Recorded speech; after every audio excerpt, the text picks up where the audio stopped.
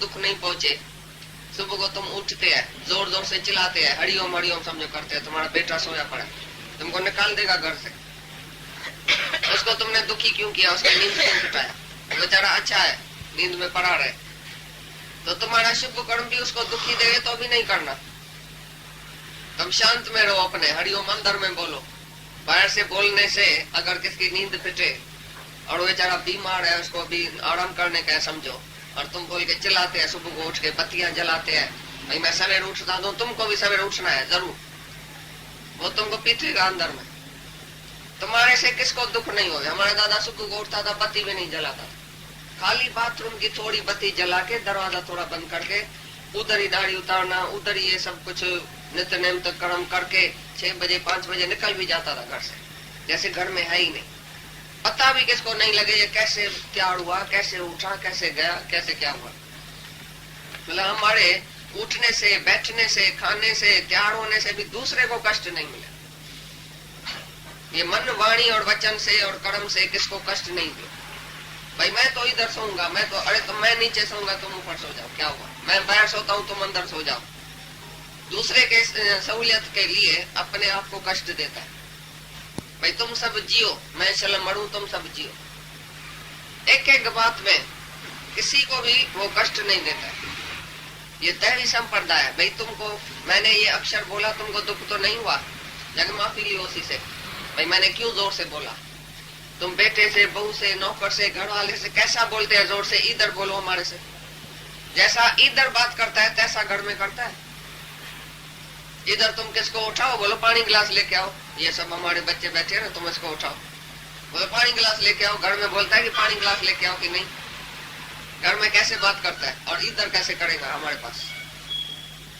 जैसे भगवान से बात करता है तैसे घर वाले से करता है कि घर वाले को बोला तुम मुंह रखा है, तुम बेवकूफ है, तुम उठता नहीं है, तुम बैठता नहीं है, तुम सेवा नहीं करता है, इनको तो बोलो सेवा करो। कोई भी तुम्हारे से दुखी है तो तुम पापी हुआ। उनसे पूछो, भाई मैं जो घर में वातावरण में रहता हूँ, मैं जो व्यवहार करता हूँ, तुम मेरे से खुश है? नहीं खुश है तो आज से मेरा मौन है, शांत है। जब वो बोले तुम बोलो, तुम सलाह दियो, तुम बैठो, तुम हमारे साथ खाओ, तुम मेरे को सलाह दियो, तुम ऐसा करो, तभी तुम करना उसके लिए। नहीं तो शांत रहो, पहले मौन रहो, अपने उद्धार के लिए रहो। किसी को भी घर में दुख नहीं पहुंचाओ। यहाँ तक कि दादा खाली बोलता था बत्ती क्यों जलाई है, तो हमने जाके सत्संग में बोला दादा तुम बोलता है बत्ती क्यों जलाई है, घर वाले नाराज होते। बोला हाँ अच्छा हुआ जो मेरे को बताया। एक अक्षर भी बोलना पाप है ज्ञानी के लिए, क्योंकि सब नाराज होएगा तुम्हारे से। अज्ञानी जो है वो तुम्हारे से नाराज होता है। कोई भी दुनिया में नाराज क्यों होगे, तुम्हारा वास्ता क्या है किसी से? तुम शांत में रहो। तुम मन से, वचन से, मन में भी कोई खोटा संकल्प नहीं करना किसके लिए। चाहे वो तुम्हारा दुश्मन हो ना, तुम्हारे से दुश्मनी करे तो भी बोलो ये भगवान है। उसकी आध जुगाद उम्र होवे, बहुत बड़ी उम्र होवे, चाहे वो द्वेष करे, चाहे द्वेष करे तुम्हारे से, चाहे कितना भी तुमको नुकसान भी पहुंचाए, तो भी बोलो मैं नुकसान में नहीं हूँ, ये तो मेरे लिए भगवान है। भगवान की ऐसा वृत्ति दृष्टि रखेगा वो एक दिन भगवान हो जाएगा। लेकिन दूसरा नहीं देखो, मन से भी कभी खराब नहीं सोचो, वाणी से भी एक अक्षर नहीं बोलो सारे दिन में जो दूसरे को दुख हो। इतना तुम शुद्ध और पवित्र हो जाओ। शरीर से भी कोई ऐसा कर्म नहीं करो जो तुम्हारे शरीर के कर्म से किसी को भी दुख हो, किसी को कष्ट मिले तुम्हारे से। तुम बोझ बन के धरती पर रहो, ऐसा कभी नहीं रहना। जहाँ रहो हल्का, तुम खुद अपनी सेवा करो, दूसरे की भी सेवा करो। किसको भी तुम्हारे लिए संकल्प नहीं आवे ये कहाँ बैठेगा, कैसे सोएगा, कहाँ खाएगा, क्या खाएगा। ऐसा हल्का होके बैठो जैसे मैं हूं ही नहीं दुनिया में, मर गया। जैसे कोई मर गया तो उसी का तुमको ख्याल आता है, तो ऐसा क्यों करता है, ऐसा क्यों करता है। तुम भी ऐसे मर जाओ, अपनी शांति में रहो। तो मन से, वचन से, कर्म भी ऐसा कोई नहीं होवे तुम्हारे शरीर से जो दूसरा कोई दुखी होवे तुम्हारे से। ये अच्छी तरह से सोच के बताओ हमको, तो तुम्हारे मन में या वाणी से या कर्म से कोई दुखी होता है? ये दैवी गुण है, बड़े में बड़ा गुण है। जो तुम्हारे अंदर ही द्वेष नहीं है तो बाहर से भी कोई ऐसा कर्म नहीं होगा। तुम अंदर ही जो है वो सेवा करने के लिए आया है, सेवा लेने के लिए नहीं आया है, तो तुम्हारा बाहर से भी कोई ऐसा कर्म नहीं होगा। किसी को भी तुम ऑर्डर सारे दिन में नहीं चलाना, भाई ऐसा करो, तो भगवान को ऑर्डर किया। तुम जाके सारी उम्र सारी दुनिया की सेवा करना, पर किसी को कराना नहीं, ये ऑर्डर नहीं करना कभी। ऑर्डर करता है माना तुम अपना किसको समझता है, भगवान नहीं समझता। अगर इधर ऑर्डर करके दिखाओ, हमारे को ऑर्डर करो, तुम उठ के पानी गिलास भर के आओ, क्यों नहीं करता है ऑर्डर? हम भी तुम्हारे बच्चे हैं, करो ना। तो इधर कौन सी भावना है? भाई नहीं है, भगवान है। तो भगवान कहाँ नहीं है बताओ? There is not God। तुम्हारी औरत भगवान नहीं है, बच्चा भगवान नहीं है, बहू भगवान नहीं है। जिसको बोलता है पानी गिलास तो लाओ, किसको बोलता है पानी गिलास लाओ? तुम उठ के पानी गिलास भर के पिलाओ सबको, क्योंकि तुम भगवान है, सब भगवान है। तुम्हारा धर्म है सेवा करना, नहीं कि सेवा लेना। फिर दूसरे जन्म में तुम औरत बन के फिर उसी की सेवा करनी पड़ेगी तुमको, अगर अभी सेवा नहीं लेना नहीं बंद किया तो। सब तुम्हारे से दुखी है घर वाले, हमको पता है। जो भी तुम बैठे है ना A to Z, घर से चिट्ठी लिखा के आओ, सबको तुमने दुखी किया है। हमको सब पता है। ऐसा नहीं कि तुम्हारी औरत या बहू या बेटा हमको बात करके जाता है, हमको तुम सबके स्वभाव का पता है कि त्रिगुणी मई माया के वश में जो है उसी से सब दुखी है। 3 गुण के वश में तुम है कि नहीं? कभी सत्व में आएगा, कभी रजो में आएगा, कभी तमो में आएगा, बेचारे सब दुखी हो गए तुम्हारे। तो दैवी गुण ये नहीं है, मन वचन और कर्म से किसी को भी दुखी नहीं करना, एक चीटी को भी दुखी नहीं करना। अच्छी तरह से अपने अंदर स्वभाव धारण करो, तभी ये दैवी संप्रदा का गुण हुआ।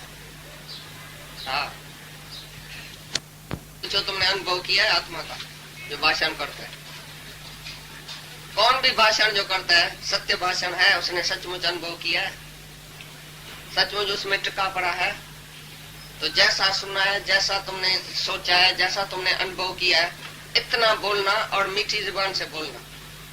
सच चाहो पर मिठा मिठो करे चाहो, ऐसी तरह से बोलो जो उसको सच लग जाए अंदर। सच्चा भाषण माने जितना तुम्हारे अंदर समर्थी होवे, जितना तुम सीखा है, जितना तुम समझा है, उतना तुम बोलो, जितना तुमने अनुभव किया।